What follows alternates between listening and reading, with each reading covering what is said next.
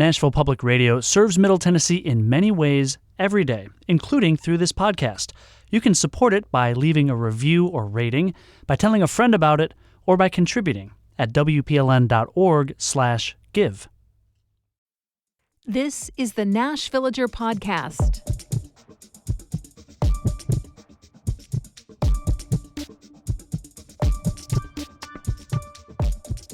It's October 21st, 2025. On this day in 1799, Wilson County was officially formed. It was named after a Revolutionary War veteran named David Wilson, who had served in the government of Tennessee when it was still a territory of North Carolina. And much like our state was carved out of the land that had once belonged to our current eastern neighbors, Wilson County was divided off from Sumner County. And a few years later, a piece of what was initially allocated to Wilson was taken to be part of another brand new county, Rutherford. I'm Nina Cardona, and this is your daily digest of what's happening around Middle Tennessee with historical context from Nashville Public Radio, WPLN News. It took about a century for Tennessee to settle into its current form of 96 counties. Large districts were subdivided several times over until folks felt we'd hit the sweet spot. The more communities grew, the more they needed the kind of government services counties provide. Going back to the state's first constitution, county governments were charged with having courts, a ranger and constables, and coroners, as well as someone to register business documents and property records. Basically, they've always played a really important role of giving people a more complete level of organization and legal protection than a town or a city can provide, while being much more accessible, both metaphorically and just geographically easy to get to, than the state government can be. And that means that compared to the state, county leaders see much more of what's really going on at the street level. There's always a possibility for tension between different levels of government, and that's what state law seems to try to prevent with some of its rules that are put in place establishing which officials get to make which calls. And we definitely have a recent history of the state wanting to change those rules when it comes to things state leaders don't like about what city and county leaders choose to do in the two largest Tennessee communities, Nashville and Memphis. There's the attempt to shrink the size of Metro Council or audit the Shelby County School District, the law banning the kind of civilian boards in both communities formed to keep an eye on police departments. The law is to give the state more control of the airport and sports authorities in Nashville. Now leaders in Shelby County say Governor Bill Lee has overstepped by deploying the National Guard to Memphis in a way that should only happen if initiated by county-level officials. And they're suing the state. As this plays out, you'll hear plenty in our newscasts about their requests and the back and forth in the court over how things should be handled until a hearing can happen. But I just thought I'd take a moment to look at the statutes that the lawsuit cites. First of all, they reference the state constitution, Article 3, Section 5. That's the part that makes the governor the state's commander-in-chief. It also creates a limit to that power. It says the militia shall not be called into service except in case of rebellion or invasion, and then only when the General Assembly shall declare by law that the public safety requires it. The National Guard, of course, being our militia. In that lawsuit, their argument is that whatever you want to say about immigration or crime in Memphis, nothing happening there meets the definition of a rebellion or an invasion. And even if it did, the governor didn't go to the legislature for sign-off. But maybe a bigger point the lawsuit makes is related to the state's other governing document, Tennessee Code Annotated. That's the collection of all the laws that are currently in effect on a statewide basis.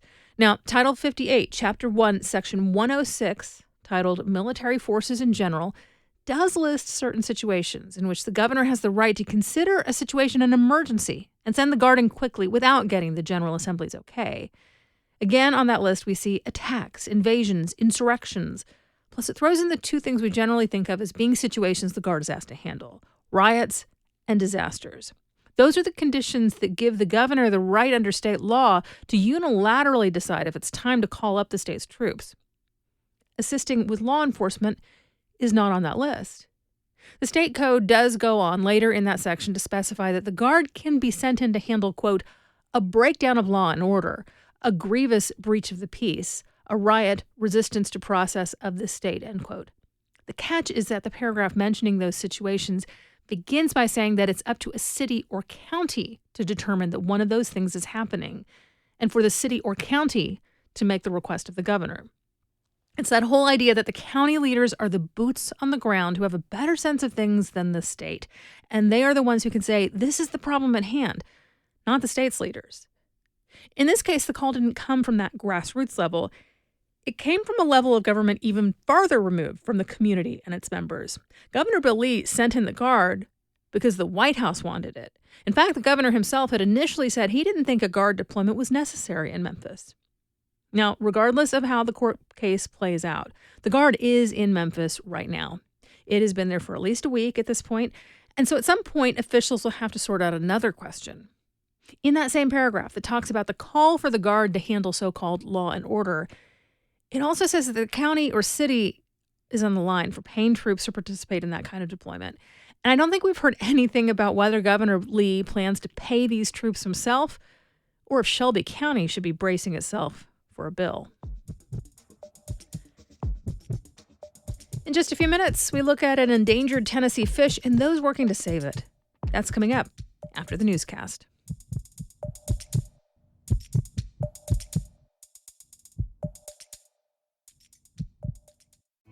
Are you proud to listen to Nashville Public Radio? You should be, and here's one reason.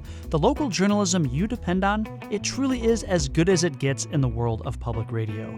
WPLN and WNXP stories have recently won regional and national honors for our music journalism, education reporting, the deep interviewing on This Is Nashville, and our in-depth podcasts.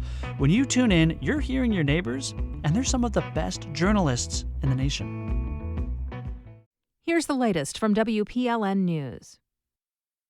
Tennessee's Achievement School District is coming to an end as the program's last two schools are returning to local control next fall. The two Memphis schools came under state control in 2015 as part of the Achievement School District, which was a program that allowed the state to take control of low-performing schools and assign them to charter operators. But student performance did not improve, and the National Banner reports that test scores may have worsened. Lawmakers voted this spring to end the program, but acknowledged the difficulty in doing so. Many of the students rely on the school's therapy services, social workers, and free meals. There's also a concern about where students will go if these two schools close at the end of the current academic year. The last Nashville school in the program returned to control of Metro Nashville Public Schools in 2024. It's still not clear whether Vanderbilt will sign on to a Trump administration compact. The university's chancellor said in a note to faculty and staff yesterday that Vanderbilt is remaining committed to institutional neutrality, meaning the school won't comment on political matters unless they directly affect its ability to provide education and conduct research. Daniel Diermeier's comments come weeks after the release of the Trump administration's Compact for Academic Excellence in Higher Education. The agreement calls for universities to comply with directives in exchange for preferential access to student loans, research funding, and approval of student visas. Diermeier says the school was never asked to accept or reject the compact. Rather, they are providing feedback and comments to the administration. And the compact itself is controversial. Vanderbilt professors held a special meeting urging the school to reject the compact. Over 900 students and faculty signed a petition against it, with some calling the agreement a fascist takeover.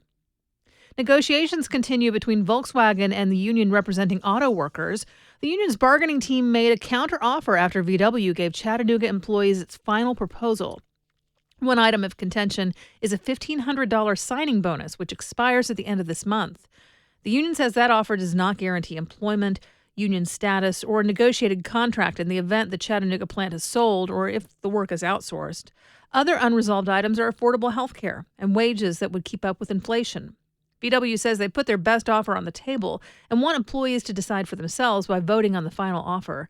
The union says that so far it has not authorized a strike. Food aid for almost 700,000 Tennesseans could be delayed come November 1st. That's unless Congress finds a plug during the government shutdown. WPLN health reporter Catherine Sweeney tells us missed meals are a concern, but that economic strain comes with its own problems. The federal account that pays for the Supplemental Nutrition Assistance Program, otherwise known as SNAP, food stamps, or EBT, is running dry. The benefits usually come on the first of the month. It doesn't mean you're never seeing your benefits in November. You are still eligible for those benefits and you will get those benefits, but there is a risk of it being delayed. That's Signe Anderson, who oversees nutrition advocacy for the Tennessee Justice Center. the government is legally required to give people their due benefits. Eventually. Oftentimes we hear from clients who are skipping medicine or not picking up their prescriptions because they need the money to pay for food. And same goes with paying for rent and paying bills. That's a familiar scenario for Tamisha Fleming, a mom of 3 in Nashville who has used SNAP off and on for years. She says a sudden interruption, like this one, with less than a month's notice, is especially hard. A lot of people look forward for their food stamps to be coming, and when you take that away and it's not coming, a lot of people cannot pay for rent and pay car note and pay for food. That is a lot. Navigating that, even for a while, she says, puts undue stress on the little ones. And your kids are asking, Mom, why are you putting that back? We don't have any money. A child should never know what you're going through. During the last shutdown, Congress found stopgap funding for SNAP. Anderson is nudging clients to contact their representatives about it. Catherine Sweeney, WPLN News. Money isn't everything in politics. Tennessee Congressman Andy Ogles would know.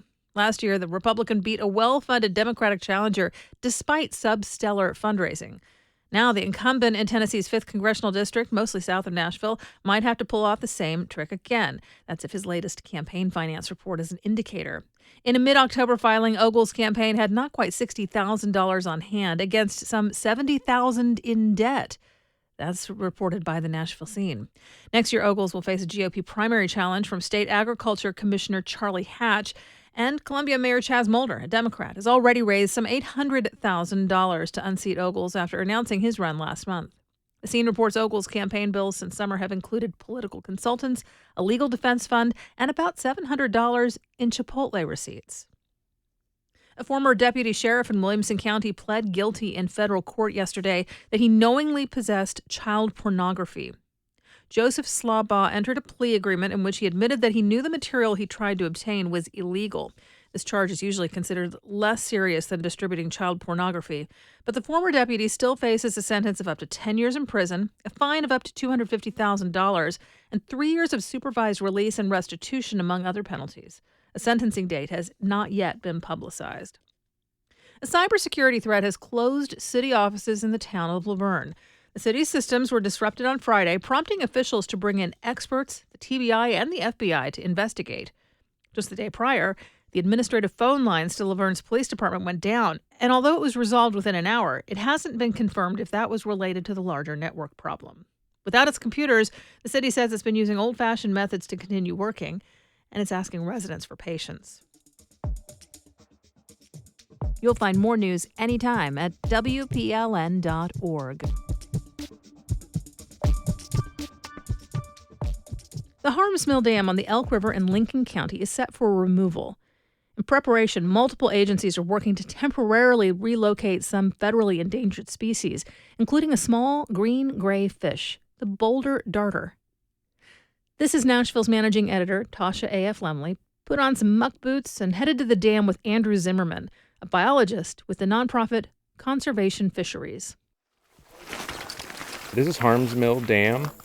It's being removed to create connectivity again between what's upstream and what's downstream. It's going to remove the impounded water that's built up behind it and flush out sediment, which should open up more available habitat for boulders to congregate upstream or to fill in habitat spaces upstream. Where you're seeing the water kind of ripple up, there's boulders, and so just like the boulder darter's name, like they like to live under boulders, so we're flipping those and letting them wash into our nets. So it's a big day for them. How do they feel about the move? I think that they're not too happy with it right now, but they'll be very happy that they weren't here when this dam is removed.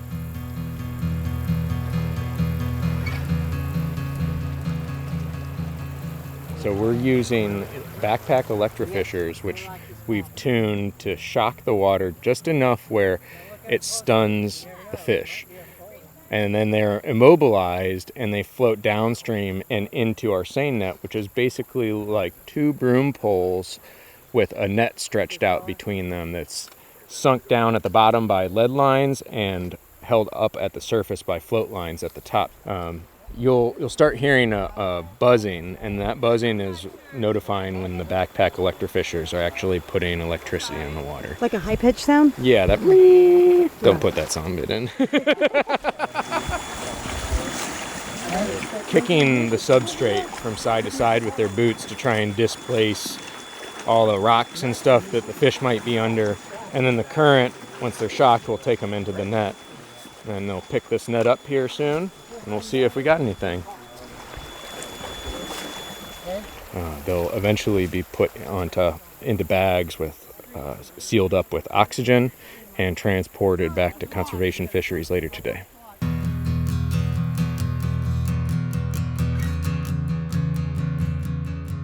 Jason Miller. I'm Assistant Chief of Biodiversity at Tennessee Wildlife Resources Agency.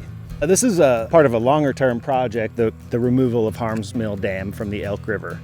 But one of the things that has to happen before you bring in heavy equipment and remove something like a dam from a river, you got to remove all the rare species out of the footprint of the project. And so one of the rarest ones that there are here, and one of the reasons this dam is being removed, is because of the boulder darter. That's really the impetus for a lot of this work. The water upstream of this has been embayed for over 100 years, and so the habitat changes from a flowing riverine environment to an embayment, a slack water, almost like a lake or a pond. And so the sorts of fish that would have naturally thrived there, it's just not good habitat for them once you construct a dam on the river.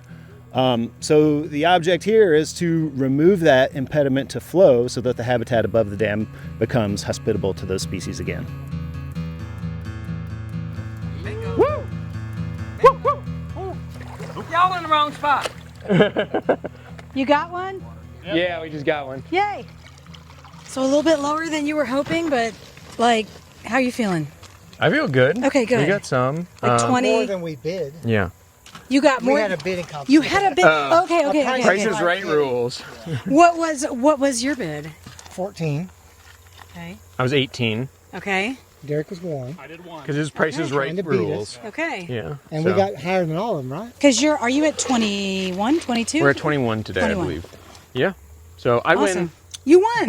What'd you get? A bunch of boulder darters. Okay.